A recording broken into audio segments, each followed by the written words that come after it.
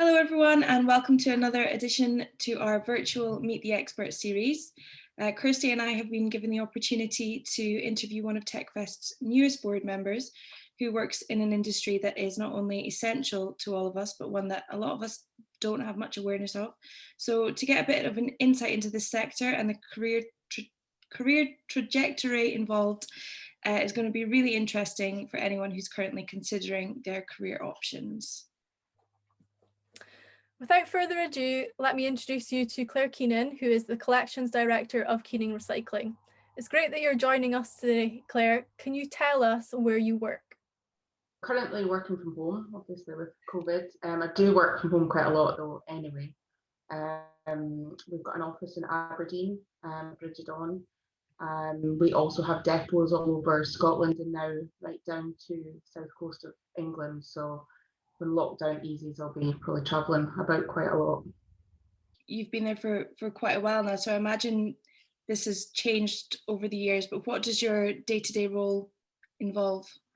Yeah, I started the business with my husband's grant. We started off in Aberdeen with a small composting facility, turning garden waste from local authorities into compost.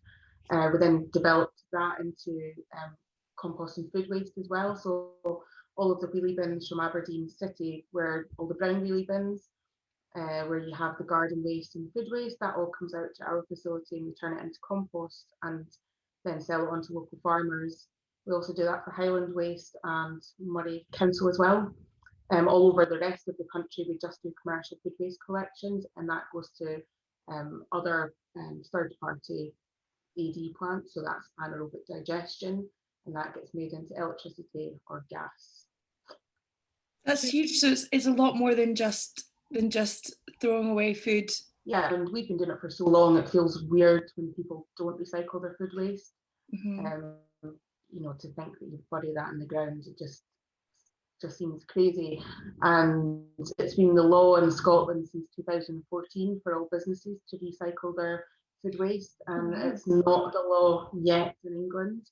So now when we moved down there a few years ago, when you're trying to sell your service to people, it's strange because they still are in that mindset of, no, I'll do it when I have to do it. So there are just a lot of businesses are landfilling the waste, and it's just the good guys that are recycling it at the moment. So far in your career, what's the most exciting thing you've had the chance to do so far? I like growing the business. I just find that quite exciting, opening up new depots and buying new trucks and taking on new staff, and watching our growth as we come down the map, and you think, well, we're just covering that now and we're here now and we've almost filled the map up. I find that quite exciting.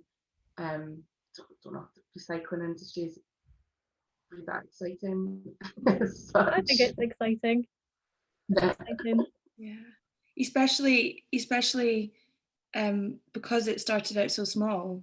Yeah, that's a good feeling. Yeah, it's a good feeling to be this small company from rural Aberdeenshire, and now we're down on the south coast, and we're the talk of the town, really, in the industry. We've got companies that are much larger than us are actually intimidated by us coming into their area. Yeah, that's quite a good feeling. Yeah, that's huge. We say we're like William Wallace. I love that. So when you left school and joined the world of work, did you always know this was the career route you wanted to go down? No, absolutely not. Not at all. I had no idea what I wanted to do when I left school. I used to quite like the idea of being an architect or a vet or a show jumper. It was just all the things I enjoyed doing. So yeah, absolutely. I don't know if people ever plan to go into the waste industry. I think more people now are maybe thinking that recycling is probably a good option. No, not at all, but I enjoy what I do. So this isn't what you maybe thought of, and you didn't really know what you planned to do, but did you choose your subjects in school based on you know, show jumping or architecture, or do you remember when you made that decision? No, I chose art, and I chose biology, chemistry. Yeah, I find it really difficult to try and decide what you wanted to do at that age. Just not a clue at all. So you're just choosing things that you think, oh well, that will be good. When I leave school, you know, it'd be good to have that qualification. Like the biology, I just not enjoy, you know, anatomy and physiology. And then I used to be a personal trainer and fitness instructor, so you know, did more of that. So yeah, that was useful then.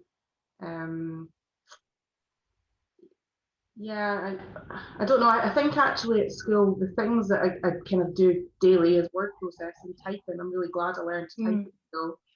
And that was just a little sort of module sort of thing I did. Maths or like arithmetic is really quite important. Just being able to just work things out in your head, and spelling and grammar. You know, constantly writing emails to people and things like that. And probably I was the team captain. So yeah, probably teamwork, being fit, just getting on with people.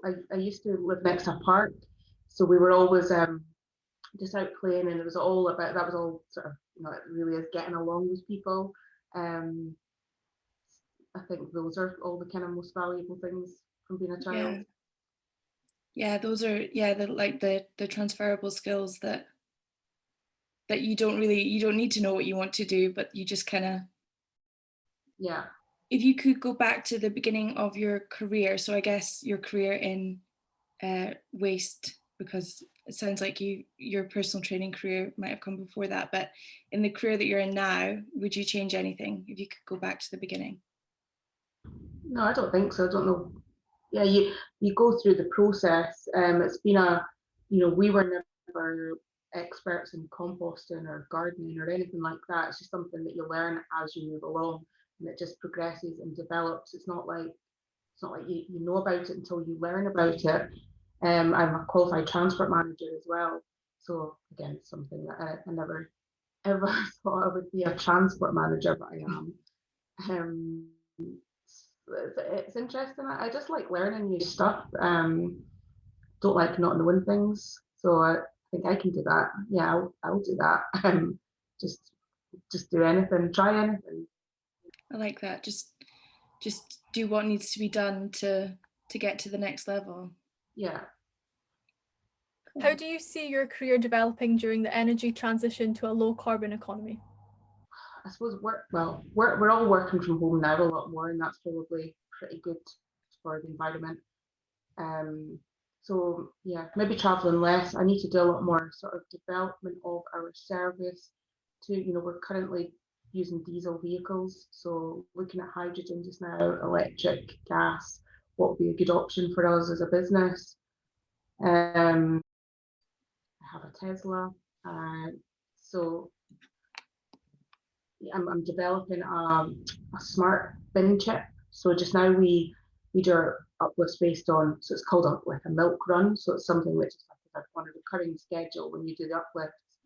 So I'm trying to work with RGU at the moment to develop a smart chip, so that the chip tells you when the bin is full, and then you just go and uplift it at that point, instead of just having vehicles out, you know, all the time burning fuel when they don't necessarily have to. So yeah, lots of exciting. That's really smart. Yeah, that's really interesting. I'd like to see that. That'd be handy for our street. Yeah. And I suppose as well, you've already been part of the energy transition. That's kind of what this is all about, isn't it? Yeah.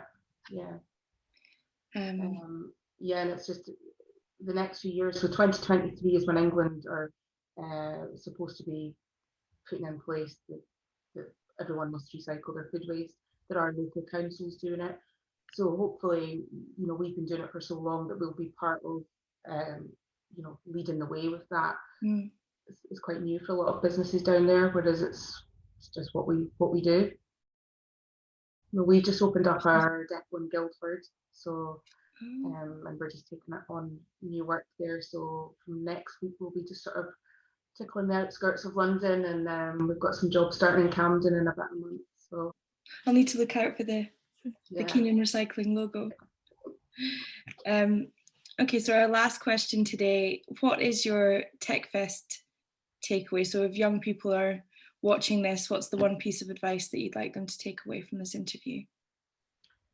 Just don't be scared to try anything new. Live life to the full, push yourself out of your comfort zone, and be grateful for everything that you have. I love that. Yeah, that's a great message for all the young people watching. So just a huge thank you, Claire, for giving up your time today. And it's been really insightful and really inspiring to me and Kirsty. And I'm sure everyone watching at home will find that as well. Thank you. Nice to speak to you. Don't forget, if you enjoyed this video today, make sure you take a look at the rest of the series, and don't forget to subscribe so that you can see what else we have coming out soon.